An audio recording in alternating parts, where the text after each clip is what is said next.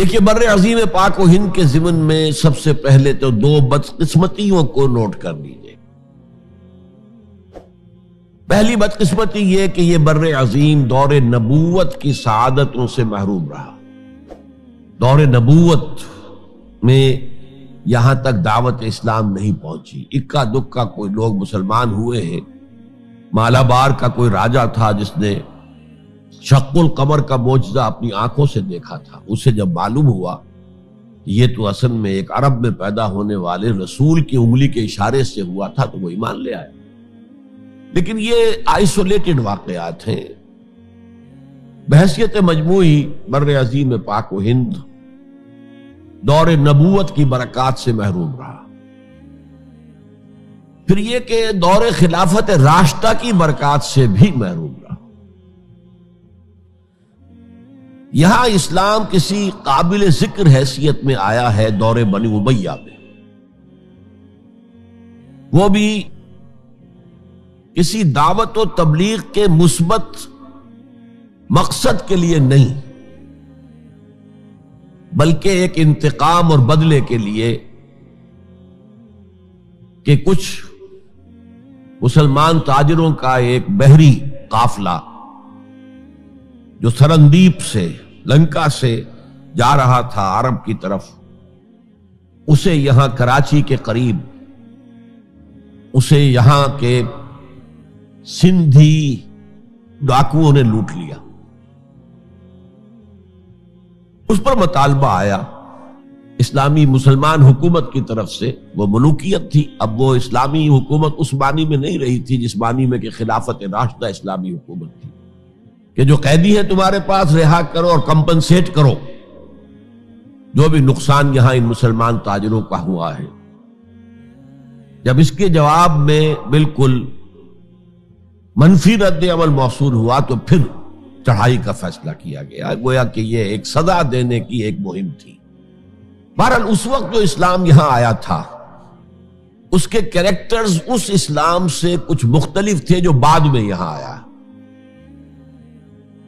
وہ اسلام جو محمد ابن قاسم کی سرکردگی میں سندھ میں آیا اور سندھ سے آگے بڑھ کر ملتان بلکہ موجودہ پاکستان کے تقریباً پورے نصف علاقے تک پہنچ گیا تھا، فٹ ہلز آف کشمیر تک، تو یہ اسلام خالص عربی اسلام تھا۔ ملوکیت تو آ گئی تھی لیکن بدویت اور عربیت جو ہے اس کی چھاپ اس پر ابھی گہری تھی۔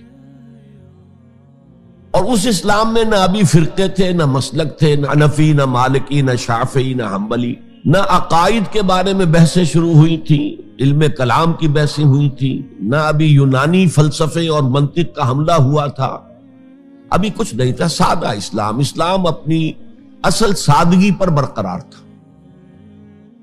چنانچہ اس کی قوت تسخیر بڑی زبردست ثابت ہوئی، اور خاص طور پر محمد ابن قاسم جو نوجوان 17-18 برس کا نوجوان اور نہایت نیک اور پاک باز، سندھ کے ہندوؤں نے جو اپنی ایک روایت ہے کہ اس طرح کا آدمی تو کوئی اوتار ہی ہو سکتا ہے، فارسی میں بھی کہا جاتا ہے کہ در جوانی توبہ کردن شیوہ پیغمبر است، جوانی کے اس عمر میں بھی کوئی شخص پاک زندگی گزار رہا ہو تو یہ تو پیغمبروں کا طریقہ ہے۔ اور ہندوستان میں تصور پیغمبروں کا نہیں تھا، اوتاروں کا تھا، تو اسے بھی ایک اوتار سمجھ کر اس کی مورتیاں تراش کر مندروں میں رکھ لی گئیں اور ان کو پوجا جانے لگا۔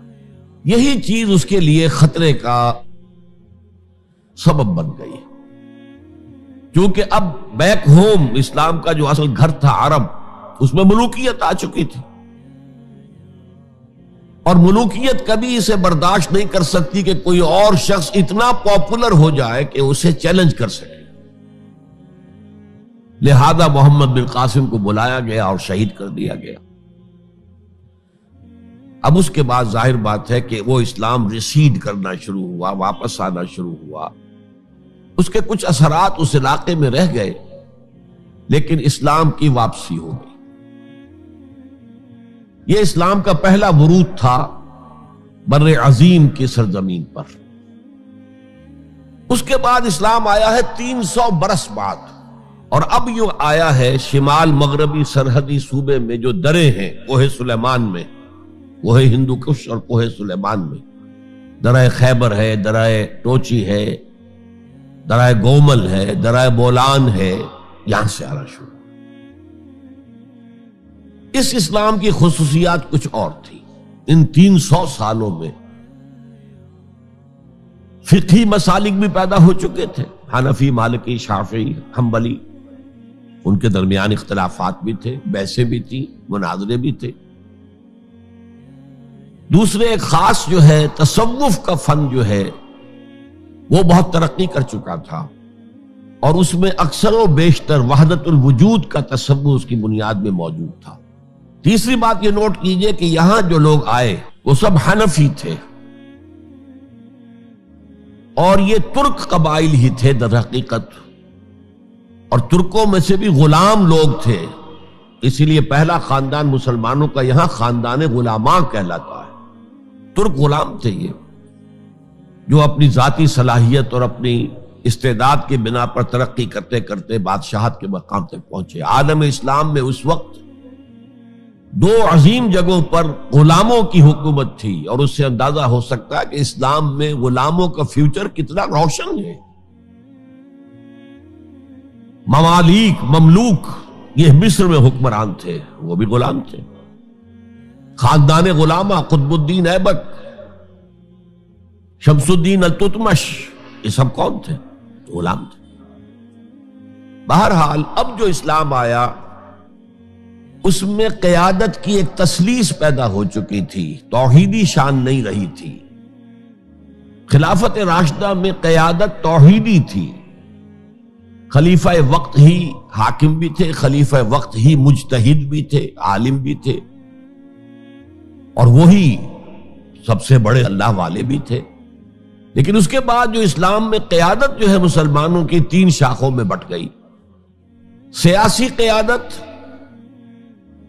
وہ تو قبائلی عصبیت کی بنیاد پر قائم ہو رہی ہے، تو سیاست تو ہو گئی طاقت کے بل پر، جس کی لاٹھی اس کی بھینس۔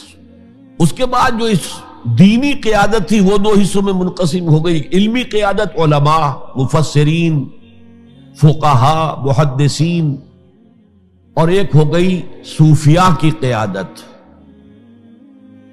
تو یہ تھی کیفیت جس میں کہ بر عظیم پاک و ہند میں اسلام وارد ہوا ہے پہلے ورود کے 300 برس بعد۔